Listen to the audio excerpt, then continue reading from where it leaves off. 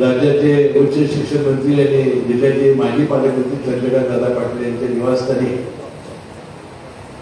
आम्हा तिन्ही पक्षांची बैठक झाली.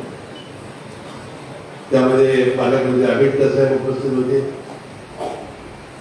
राज्यसभेचे खासदार धनंजय महाडिक उपस्थित होते, आमदार गणेश गोरे उपस्थित होते, जनसुराज पक्षाचे अध्यक्ष मी स्वतः आणि चंद्रकांत दादा.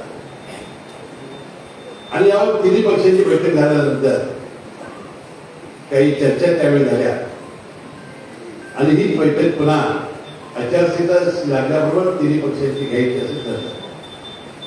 तर मला आश्चर्य वाटलं काल चंद्रकांत दादांनी सांगलीमध्ये जे वक्तव्य केलं.